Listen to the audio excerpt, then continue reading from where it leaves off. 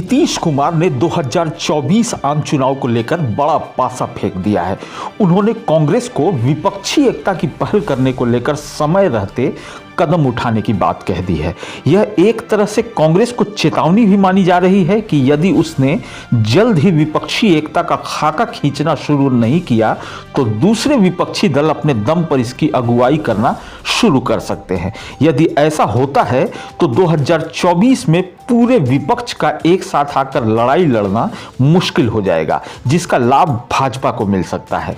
नीतीश के लिए बड़ी चुनौती उन दलों को कांग्रेस के साथ गठबंधन में शामिल करना होगा जो राजनीतिक हितों के कारण अब तक कांग्रेस के साथ खड़े होने से कतराते रहे हैं। क्या नीतीश आपसी हितों के टकराव को टालते हुए इन सब को एक साथ लाने में सफल होंगे? कांग्रेस सूत्रों के मुताबिक पार्टी 2024 आम चुनाव को लेकर बहुत गंभीर है और वह एक बड़े अलायंस के साथ इस मैदान में उतरने की तैयारी कर रही है। इसके लिए राहुल गांधी की भारत जोड़ो यात्रा की कन्याकुमारी में हुई शुरुआत से कश्मीर में हुए समापन तक विभिन्न स्तरीय पर कोशिश भी की गई। कांग्रेस इस बात पर पशुपेश में है कि विपक्षी एकता का स्वरूप क्या होगा और इसका नेतृत्व किसके हाथ में होगा। हालांकि कांग्रेस सूत्रों के मुताबिक एक न्यूनतम एजेंडे पर सबको साथ लेकर चुनाव बाद नेतृत्व तय करने की रणनीति अपनाने के साथ विपक्षी एकता को आकार दिया जा सकता है। विपक्षी खेमे की सबसे बड़ी दुविधा यह है कि उसके अनेक दलों के राजनीतिक हित पूरी तरह एक दूसरे के साथ टकराते हैं, लिहाजा उन सब को एक साथ एक मंच पर लाना बेहद मुश्किल कार्य है। यही कारण है कि विपक्षी एकता की कोशिशें पहले भी कई बार नाकाम हो चुकी हैं और राहुल गांधी की भारत जोड़ो यात्रा से जिस तरह विभिन्न विपक्षी दलों ने किनारा किया था, इस बार भी यह कोशिश आसान नहीं दिखाई पड़ती। बिहार में वाम दलों के कार्यक्रम में नीतीश कुमार और तेजस्वी यादव की बातों का अभिप्राय यही माना जा रहा है कि वे चाहते हैं कि जिन स्थानों पर कांग्रेस भाजपा के साथ सीधी लड़ाई में है, जैसे राजस्थान, छत्तीसगढ़, मध्य प्रदेश, हिमाचल, गुजरात आदि जगहों पर वे सीटें विपक्षी खेमे की ओर से उसे सौंप दी जाए, जबकि जिन स्थानों पर दूसरे विपक्षी दल भाजपा का ज़्यादा बेहतर ढंग से मुकाबला कर रहे हैं, जैसे उत्तर प्रदेश, बिहार, दिल्ली और पश्चिम बंगाल, उन स्थानों से कांग्रेस स्वयं को पीछे खींच ले। इस फॉर्मूले से कांग्रेस और दूसरे विपक्षी दल एक दूसरे के हितों को संभालते हुए साथ साथ आगे बढ़ सकते हैं, लेकिन दूसरे दलों की बजाय कांग्रेस के अंदर ही इस फॉर्मूले को लेकर असहमति है।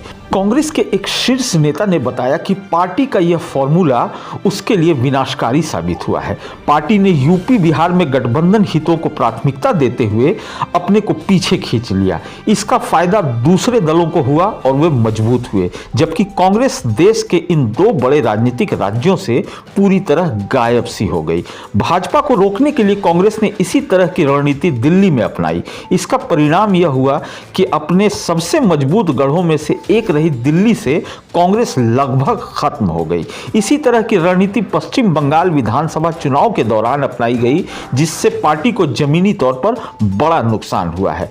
इस नेता के मुताबिक इस प्रस्तावित गठबंधन में यदि कांग्रेस एक बार फिर समझौता करती है तो इसका अर्थ पंजाब, तेलंगाना, पश्चिम बंगाल और आंध्र प्रदेश जैसे राज्यों को इन राज्यों में दूसरे दलों को हाथों सौंप देना होगा।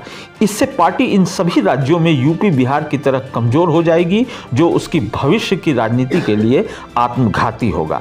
लेकिन यदि कांग्रेस इन राज्यों में मजबूत रुख अपनाती है तो इन राज्यों में दूसरे मजबूत दल यानी आम आदमी पार्टी, तृणमूल कांग्रेस, बीआरएस इत्यादि को कांग्रेस के साथ गठबंधन में लाना मुश्किल हो जाएगा। अब सवाल उठता है कि क्या नीतीश इसका कोई समाधान कर पाएंगे?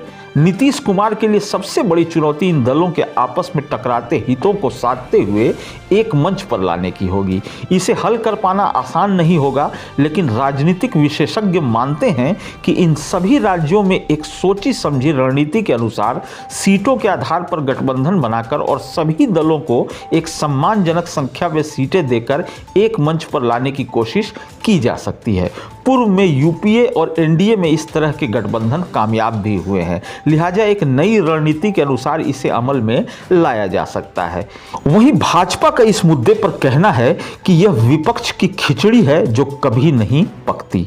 इसका बड़ा कारण है कि इन दलों के अपने राजनीतिक हित एक दूसरे के साथ टकराते हैं। इनमें से कोई दल अपना राजनीतिक बलिदान करने के लिए तैयार नहीं होगा। लिहाजा इस तरह के गठबंधन की बात केवल जुबानी जमा खर्च से ज्यादा कुछ नहीं है। भाजपा का कहना है कि जनता ने दिखा दिया है कि इस तरह के अवसरवादी गठबंधन उसे किसी कीमत पर स्वीकार्य नहीं है। पूर्व में उत्तर प्रदेश में इसी तरह का गठबंधन सपा बसपा और सपा कांग्रेस के बीच हो चुका है और इनका परिणाम शून्य रहा है। नेताओं के बीच के गठबंधन के होते हुए भी एक दल के वोट दूसरी पार्टियों को ट्रांसफर नहीं हुए। इसे देखते हुए भी महागठबंधन बनाने की कोशिश करने वाले नेताओं को सीख लेनी चाहिए। भाजपा का कहना है कि नीतीश कुमार बिहार में भी तीसरे नंबर के दल है। वे बिहार के कब तक मुख्यमंत्री रह पाएंगे यह भी तय नहीं है। बिहार की राजनीति में उनकी प्रासंगिकता अब लगभग समाप्त हो चुकी है और अपने 1.5 दशकों से ज्यादा के समय मुख्यमंत्री रहते हुए भी बिहार को विकास के पैमाने पर कहीं नहीं ले जा सके हैं। ऐसे में भाजपा का कहना है कि अपनी खोती प्रासंगिकता को बचाने के लिए ही नीतीश कुमार इस तरह का सियासी शिगुफा छोड़ रहे हैं। वे स्वयं भी जानते हैं कि इस कवायद का कोई परिणाम नहीं निकलेगा। आपका इस मुद्दे पर क्या कहना है? अपनी राय से हमें अवगत जरूर कराएं और अगर आपको यह वीडियो पसंद आया है तो प्लीज़ इस चैनल को सब्सक्राइब और इस वीडियो को लाइक और शेयर ज़रूर करें।